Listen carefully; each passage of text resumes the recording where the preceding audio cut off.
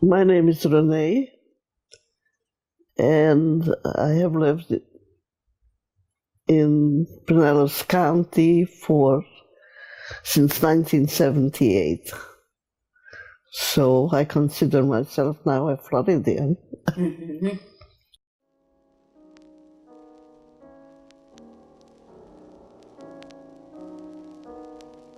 I was born in Czechoslovakia, and things were not too bad up until 1944, when the Germans came into my hometown, or that whole area, and they started deporting people, telling us that we were going to work in a farm. They came in our house with rifles and forced us out of our homes, took us to a ghetto that had barbed wires around it.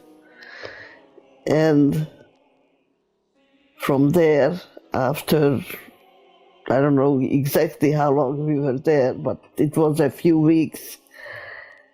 From there, they took us to Auschwitz. That I could talk about it and tell you how terrible things were, how they separated us from our parents. They took first the men on one side, women on the other. Then they separated the younger people from older people. My mother was 46 years old, and they took her as an older person. They said they are taking them for a shower, and that they didn't want them to walk that far, so they put them on a truck, and we never saw them after that. It's to even think, you can't believe that these were humans, because humans couldn't do things what they did. When we asked when will we see our parents, they said, you won't see your parents, they are dead. From Auschwitz, we were taken into Germany to work in a factory. It was an ammunition factory owned by the Krupp family. We had one SS man that I remember saying to us, it was already getting towards the end of the war, and they said, I can tell you one thing, it doesn't matter if we win the war or we lose the war, we'll always have enough time to kill you.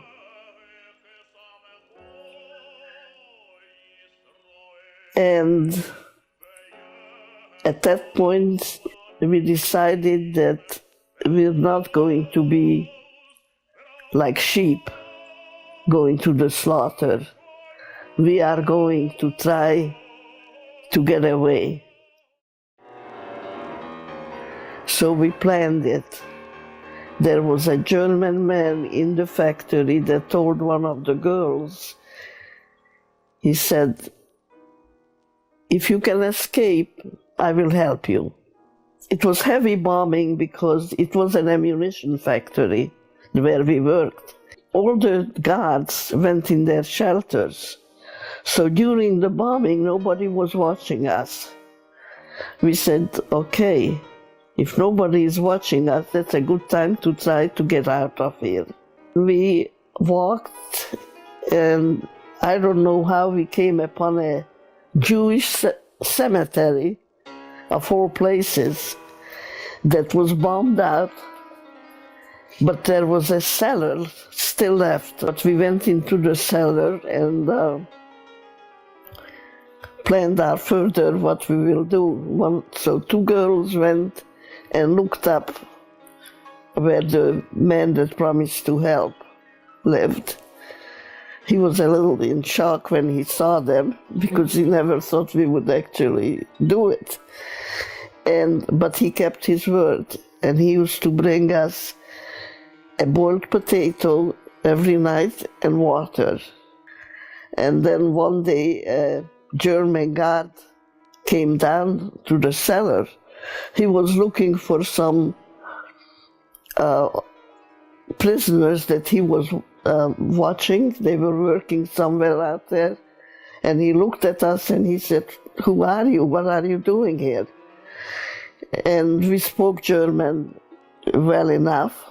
And we told him that our parents are out looking for a place for us because we were bombed out. He left, but we didn't know if he actually believed us. So when we told the man who was bringing us the potatoes, he says, "Well, it's not safe for you to stay here now." So first he found us, not found, but he had a little garden out of town. He took us there and we stayed there. But we could already hear the fighting. So from there he found a friend who owned a grocery store, and his family was in the country because of the heavy bombings that were going on. He took us to him, and he treated us like we were family. It wasn't much later that we were liberated.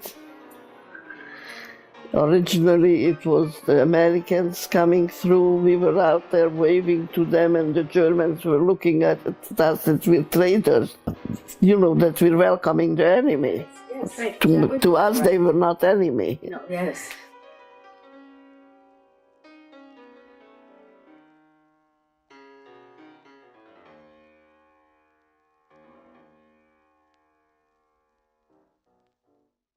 And the other thing I would say to people, that if they see any injustice, speak up. Don't look the other way. Don't say, "Well, it's not happening to me."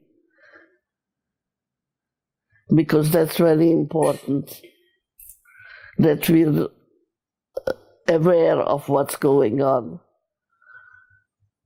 Because it can happen any place.